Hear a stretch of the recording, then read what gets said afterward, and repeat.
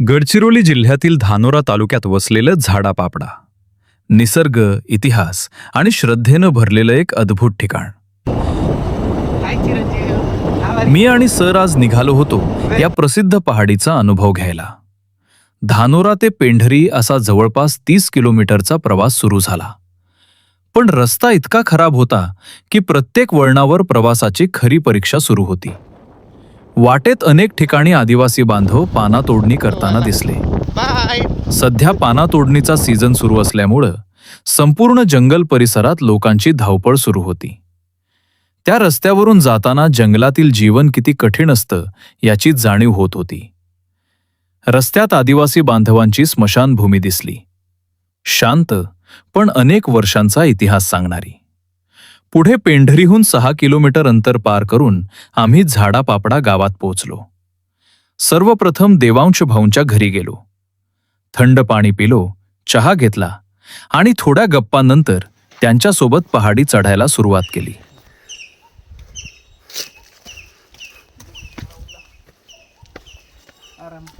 पहाडी चढताना कोणत्याही पायऱ्या नव्हत्या.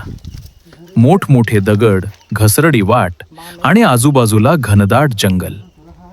प्रत्येक पाऊल टाकताना दम लागत होता. पण देवांश भाऊ सतत या पहाडीचा इतिहास सांगत होते, त्यामुळे प्रवास आणखी खास वाटत होता. थोडं वर गेल्यानंतर आम्हाला मुठालम्मा देवीचं मंदिर दिसलं.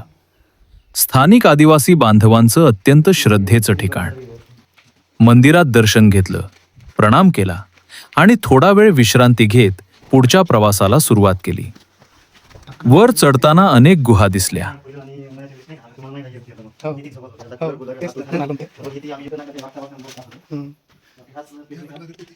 काही दगडांवर मधमाशांचे मोठमोठे पोळे होते. पण आश्चर्य म्हणजे मधमाशांनी आम्हाला काहीच त्रास दिला नाही. दगडांवर उगवलेली झाडं पाहून खरंच नवल वाटत होतं.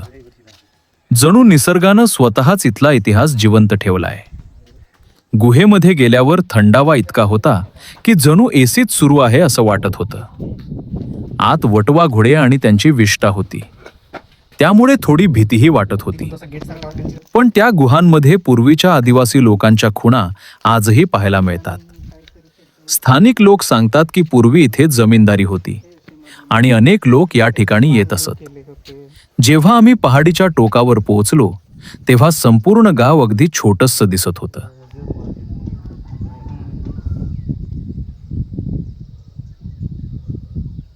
चारही बाजूंनी पसरलेलं जंगल, डोंगर रांगा आणि शांत वातावरण.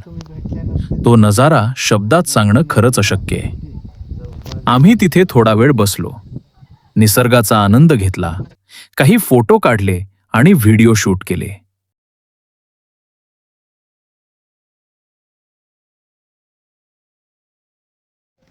त्या क्षणी मनात एकच विचार आला, प्रशासनानं या ठिकाणी योग्य लक्ष दिलं असतं तर आज झाडापापडा हे गडचिरोलीतील एक मोठं पर्यटन स्थळ म्हणून ओळखलं गेलं असतं. पण दुर्दैवानं काही ठिकाणी दारूच्या बाटल्या पडलेल्या दिसतात आणि ते पाहून वाईट वाटतं.